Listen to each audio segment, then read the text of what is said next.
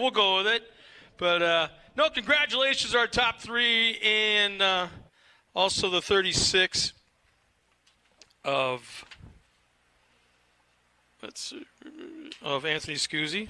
So congratulations to the entire lineup that was just up on the stage, getting ready now for our next race, which is a limited buggy, 1600 Desert Buggy main event, followed by the Weller Racing SR1 UTVs. Then a little while later, there'll be mod carts in race number 8. Race 9 will be the Production Turbo UTV Unlimited UTV main event, followed by the 10 race of the afternoon, Production UTV 1000. Race 11 will be Pro Buggy, followed by the Pro Light, and then finally rounding out the 13 race afternoon Pro 2 main event.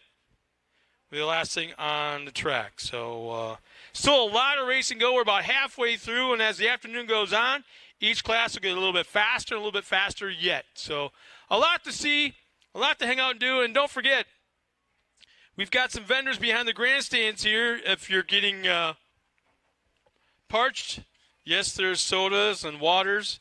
I even saw one of our young fans walking around with a ice slushie. Pretty big thing, so that looked pretty good. And also lunch, there's barbecue, I know, in one of the vendors. And also all kinds of hats and T-shirts. Large display going on back there with all kinds of stuff you can pick up. And all geared towards off-road racing. So kind of cool stuff going on. There's more to do than just sit here in the grandstands and watch. Feel free to walk around the pits, get some pictures and autographs of your favorite driver. A large pit area all set up. And don't be afraid to talk to some of these race teams and what it took to get involved in off-road racing. And if it interests you or your young one, you just never know. It could be 2023, round 1 here at Victorville, where you could be in the lineup of one of the off-road classes. So I want to call out, hey, a friend of mine has just checked in. Sean Painter is watching. So again, for all the fans that are watching us back at home, or wherever you're watching us from, please check in. Let us know where you're watching us from and who your favorite driver is, or any questions you might have.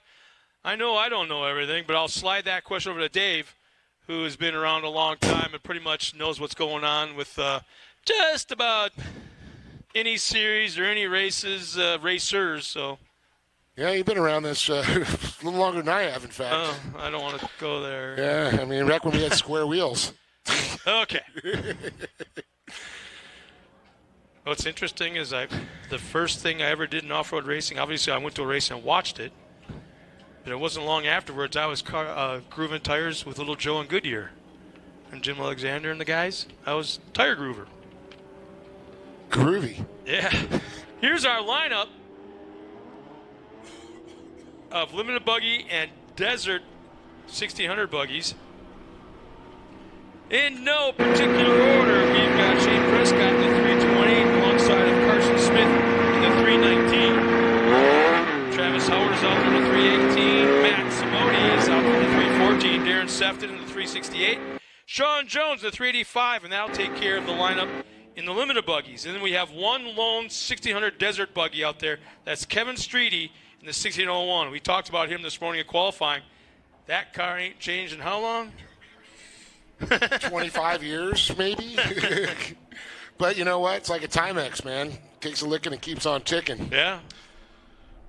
Tammy Vandervest is checked in. She's watching. Tammy, where are you watching us from? You at the food court, the shopping mall? You at home? Well, I mean, just think about all the buggies, the Lothringers, the Chenowers, yeah, and the, of course, the Lothringers that are still around, still racing, and still competitive. Yeah. I mean, those things were, well-built machines for sure. Great platform. I mean, VWs, they've got Class 11s now, too. I mean, anything that they have just keeps on ticking. And it looks like the wind is starting to pick up a little bit as I'm looking at our American flag. That thing is just screaming from left to right here in front of us. Definitely blowing down below. In fact, we had to lay all the beautiful LTD trophies down because they were getting blown around, so we didn't want those bouncing on the concrete. So I believe that's Gary out there in the Pace vehicle, I think. Does he still drive the Pace? I don't know. Is that Gary Lane? Rick Groff, can you hear me? Somebody. I don't know. We'll see. We'll get a look at him when he comes around. I don't see who that is. I couldn't see. Yep, Tammy's watching us from Stevens Point, Wisconsin. How about that? Green flag is out. We're underway into turn 1. Prescott in the 328. Oh, no. 314 goes sliding around there. A little contact there. I don't think they're going to like that start. That might be a restart. We'll see.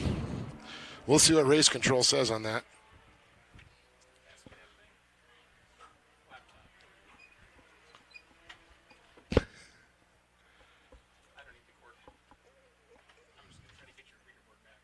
Oh, that'd be awesome. Hey, Tammy from Stevens Point. Is it snowing there? Is it cold? I got a video of a friend of mine back at Crandon. He's snowmobiling right now. I was wondering if it was snowing down in Stevens Point. When I say down in Stevens Point, it's straight right south of Crandon, about, I want to say an hour and a half maybe. Past Rylander and all that, or farther? Was that not south? Direction now. I'll turn around. Hey, Kirk Kowalski, a buddy of mine, just a race fan from Crandon, who is a huge fan of short course. And you were spot on about doing the restart. Spot on. Complete restart. One lap has not been completed, so they go right back to the exact starting order that it was. And anyways, Kurt is home in Iowa. He's just excited to see some off-road racing. And Tammy is telling me that the snow is all gone in Stevens Point. All melted. She was born and raised in Rhinelander. Dang, you are a northern girl. Guys, I tell you, it's the most beautiful country here. It is, man. And I love it. All right, here we go. Horribly. Green, green, green. Into turn 1. Let's see if we can do it cleanly this time. No incidences. Let's see. Going through turn 1, everything looks fine. Yeah, one of my favorite things, getting into town and then you go over to Charlie's first. Oh, yeah. And look at the lake. And all those lake houses. Oh. Anything in the world more peaceful than that place. And the water just kind of rolls, laps right up there. You know? Yeah. Steve Naughton's got a place on the other side of the lake there. Oh. Then the loons start singing at night. Are you kidding me? This is a movie setting. It's like Jamie Flannery's place there down the road. You mean the mansion? The mansion. The resort. So Prescott, the 328, still out front there. 314 in tow as they come around. Let's see. Oh, on the bike, third place just a little bit. So there's Prescott. 318, I'm sorry. Then the 319. Then there's the 314. I think between this class and Pro Buggy, those two are the hardest cars to drive or to race in all of short course off-road racing. There's so much going on. Absolutely. I can't handle, tapping your head and rubbing your stomach in circles? I can't do that, but take Hold that the times wheel, 10. Shift, pull a turning brake. Yeah, Step on a clutch. brake, clutch. The button to talk to your spotter, the other button to do your tear-offs, or if you have the automatic ones. Yeah. I don't know many guys on limited buggy that have mud munchers. So. You haven't been in the Midwest enough then. Well, yeah. Didn't have it in the desert too much. Oh. We just get old tear-offs, but, man, I remember when there was a rumor that they were going to go out and we're going to make those anymore. I remember Carl went up and found everyone, Car Rental Center, found everyone he could and bought them all up. Oh, really? Because he was afraid he was going to run out. But I don't care how much it cost. I'm pretty sure the Mud Munchers is still, Peterson is still doing it, I think. But there was a rumor until they got bought out by another company. Oh, no, up and over the 318. Not surprising because that car's been up on the bike twice now, I think, in the first half of this race. Yeah, he's got a flat there. Two of them lost the beads on both. Really? Busted beads. Oh, hell.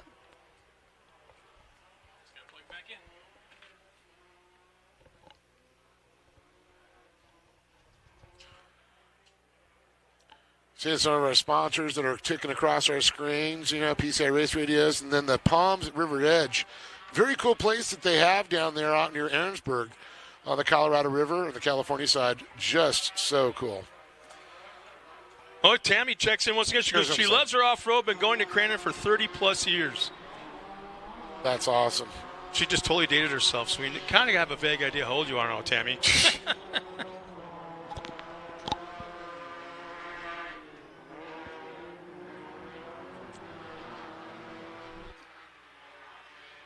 Well, the fastest lap of the race belongs to the 320 of Shane Prescott with a 58.66. He's the only driver in the 58-second bracket. Definitely pretty quick. Yeah. Streety leading his class, though, but I hope so. Prescott, Carson Smith, and Matthew Smody. Carson, no stranger. He's been around this one for a while, as well as Prescott. Matthew, new driver to this class, 314. It always makes me think of John Fitzgerald, 314. Oh. Car has to be black, red, and white, though. I know, but the number. Used to numbers. Hey, don't forget, coming up next, it's the Weller Racing SR1 UTVs, the bad boys of the side-by-side world. And girls. Well, when I say bad boys, I meant the cars. I know. So, okay. Bad boys, what you gonna do? Something tells me it's a sandwich-free weekend, though, for Jason. Because he's got the number one hat? Unless he's making it himself. Yeah. He's ordering out.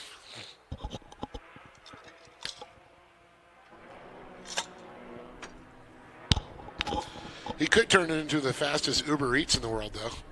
Maybe he just goes down to the gas station down here in the corner and buys a PB&J from them. Oh, nothing like a gas station tuna sandwich, eh? Yeah. Huh. Prescott out front, still leading this one with a 319 of Smith. Schmody.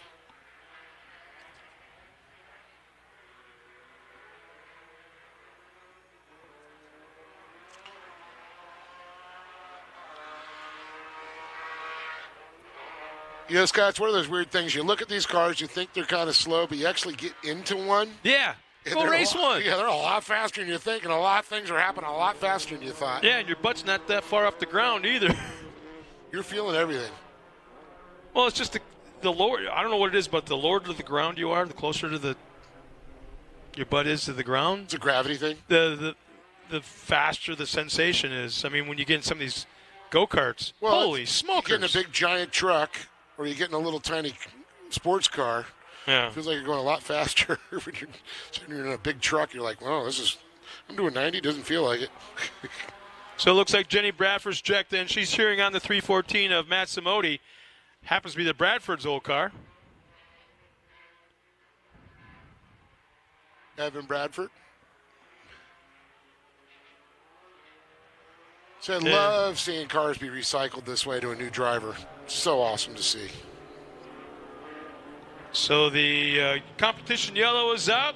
Our pace vehicle's at the backside of the race course.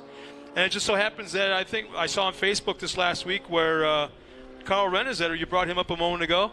He's selling everything lock, stock, and barrel. Well, you know why? He's got to pay for a wedding. Oh, really? Yeah. His daughter's getting married. Where's the wedding at? I can't wait to hear this one. Yeah, it's sure going to be in Laguna. On the maybe beach. I thought I was on some of Bemidji or something like that. Or an island of his. Yeah. Of his. Gosh, I remember when they were so little. Oh, yeah, I know. Little Augie, he's all grown up, looking good, playing water polo, getting ready to... Surprise there, huh? Yeah, I know. Gee. It was everything Carl could do to keep him from getting into a race car. Yeah, I know. But Caroline going to be married off here real soon. Hard to believe.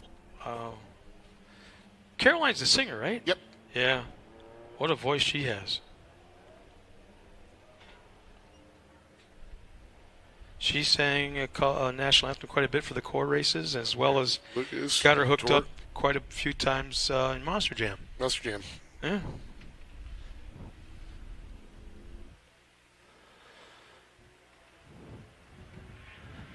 Yeah, someone made a comment the other day to me. He goes, "Oh, you know, Carl's selling the farm." Yeah.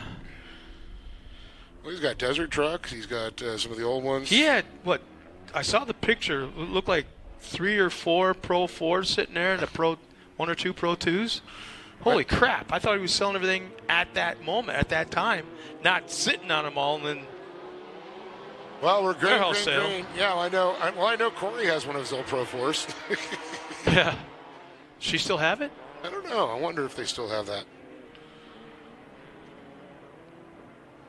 The door is open in turn 2 for Carson Smith. Wasn't quite close enough, but the gap was there for him to shoot to the inside. Oh, look at this. Smith's going to try and set it up. Who's going to outbreak who into these turns? What's going to come to? Samodi trying to make a move there. Had to get on the binders. Lost a little bit of his momentum now. He's got to get back up. So he comes out of the abyss, up and over, through the center of the track. Throws it into the right-hander.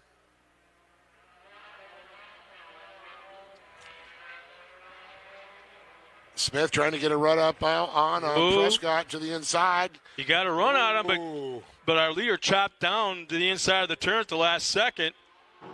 It's called slamming the door in your face. Prescott certainly did that. Carson Smith coming across line second.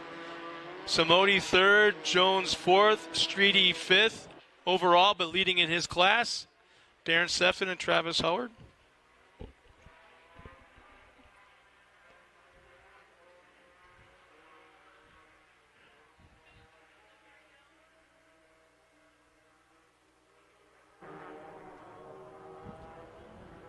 I had a chance to drive one of these back in the core days. Jim Baldwin asked me if I will. I'm like, I really do, but I really don't. Because I just remember the first time I was ever in our dirt track late model. I thought I was hauling the mail. And then you in look qualifying? At No, in qualifying. You know, they send out you go around half a lap, and they send out the second car. Yep. And as you come around, and the other car comes around, then they send out the third car. So at one time, any given time, there's three cars. I got lapped by both of them. Oh, jeez. I thought, and they just smoked me. So I had visions of that all over again. Last thing I wanted to be was a speed bump on the front stretch with almost 30 cars behind, 30 cars on the track. Not that they would be behind me. Well, I drove one of Fod Rolls Limiteds, and then I drove the auto buggy, which was kind of cheating. The ones that Stronghold had, automatic. Did they give all their celebrity drivers used to come in? Oh. But I drove a regular one, and that was kind of daunting. And I had to really learn to do the cutting brake. Now, understand now, cutting brake in Pro Buggy is not as big as it was in the past. You don't have to use it as much. No? Really? I was actually kind of shocked on that one. Limited buggies, I mean, you use them a little bit, but lock up that tire, slide them around. Well, Carson Smith was making a run at our leader until he pushed really, really hard in that infield right-hand turn and lost a lot of room to our leader. So he's now about 15 car lengths back. At one point, he was right on the back bumper. And let's see, Josh Sokovitz and Simone is checked in. So he's having some problems. Look at this. Oh, that mud plug's coming out, and that wheel's at a funny camber. Oh, there, yeah. And it's really high rev. Is it stuck in first gear, it sounds like? That's just a weird combination. The transmission as well as the, right rear axle? Like the right, yeah. But you know who doesn't look bad? Prescott as he gets the white flag there with Smith in tow. Smith trying to run it back up, but looks like Prescott able to get a little bit of breathing room there. Yeah, they've all been checked off from the rest of the field. But I tell you what, man, Carson Smith is cutting that lead at least by half, by a third. And he goes around. We're bragging about him. Till the announcer's curse. Yeah, we open up our traps, and all of a sudden he goes around. He was making an unbelievable run at our leader on the white flag lap. And it looks like, is he still back underway? He might lose. He's not even moving. Second and third, maybe something locked up. Yeah, he is. The back of that car, which caused him to go around.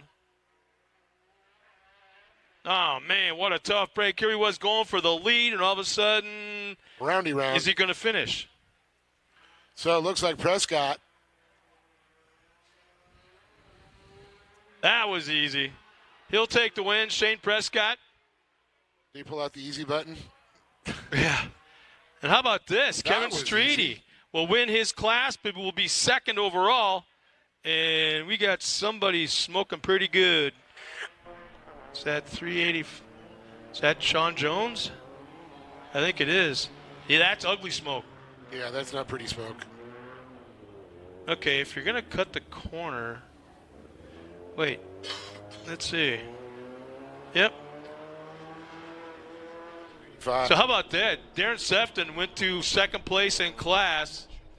Sean Jones will cross the line and round out the podium in the limited buggy. But Sefton, man, he was like mid-pack. Now he's second place across the line. How about that?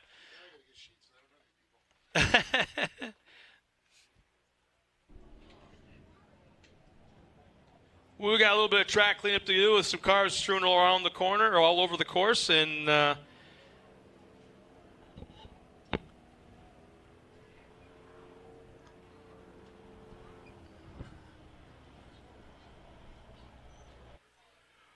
we'll be headed down trackside in just a moment with winning interviews of our limited buggy as well as our winner in the 1600 desert buggy class.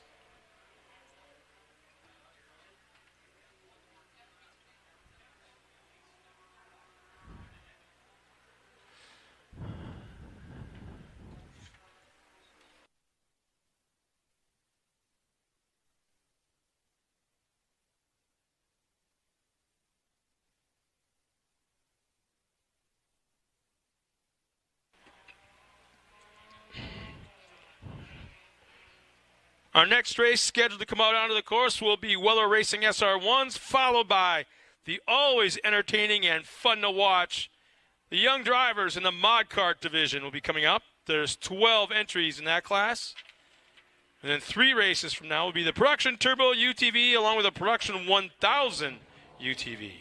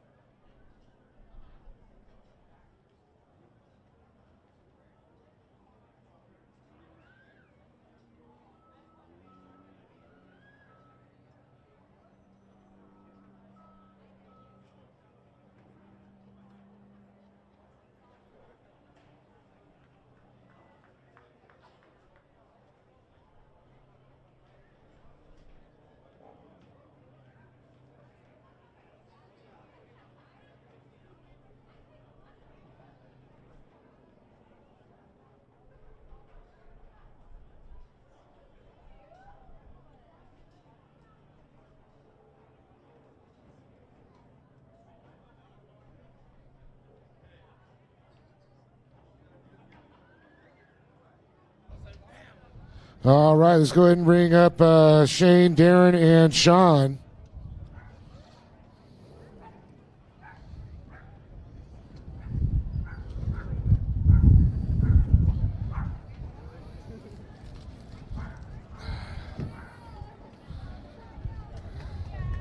What do you guys first? You guys first. All right.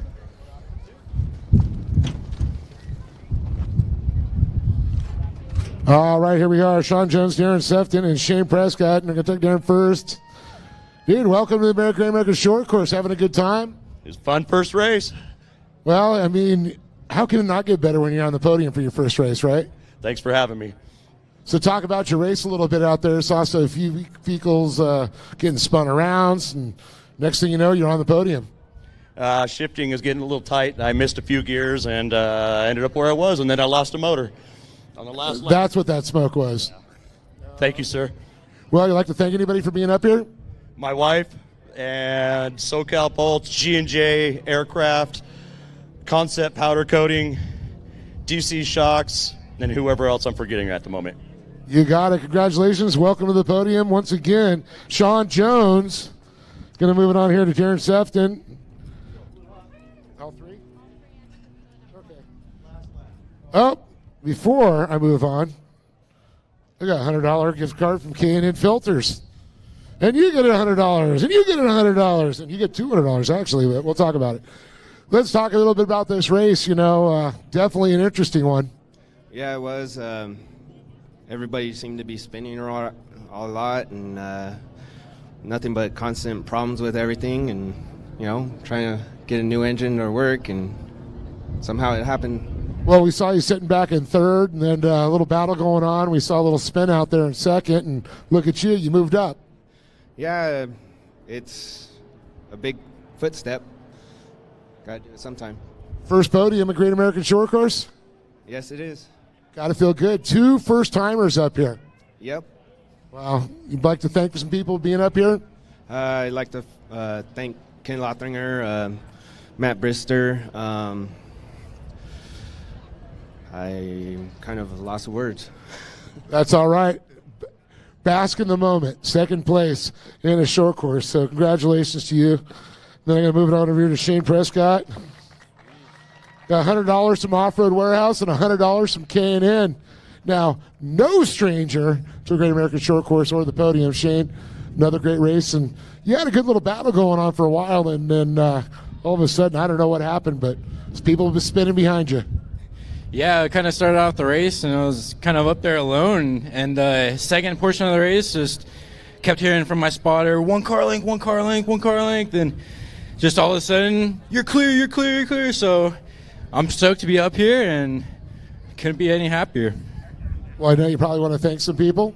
Yeah, I got a lot of people to thank. First off, my parents. They always get me out here, and most supportive parents I could ask for. My spotter, my mechanic, Peter. He always gets me out on the track. Even if we have problems, we make it out here.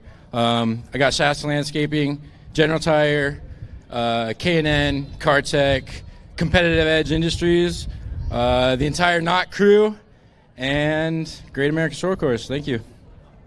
There you go, Shane Prescott. Everybody on top of the box there.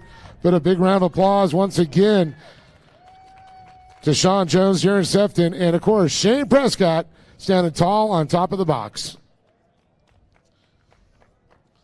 They're all carrying those beautiful Louis Tozier design trophies. All right, that's it, guys. We're going to go ahead and bring up Kevin Streety. Whoop, whoop. He's going to get some prizes.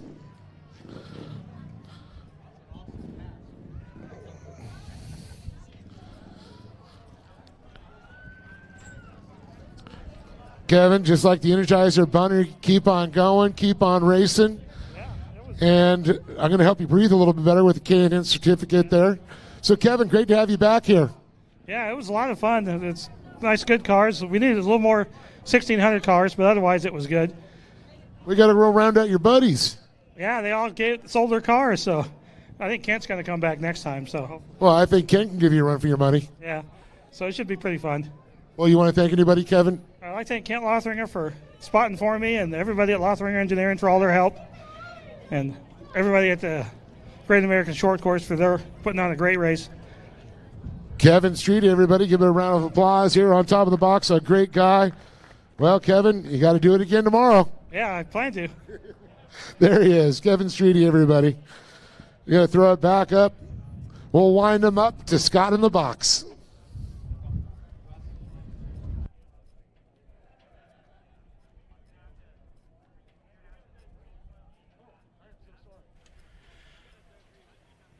Thanks a lot, Dave. And once again, congratulations to all our top 3 finishers in the limited buggy, and also Kevin Streeter, the winner in the Desert 1600. Once again, the next race coming up trackside is the Weller Racing SR1 as last-minute track preparations going on. A little bit of grading, a little bit of water, and the bad boys of the UTV world coming out trackside in just a moment.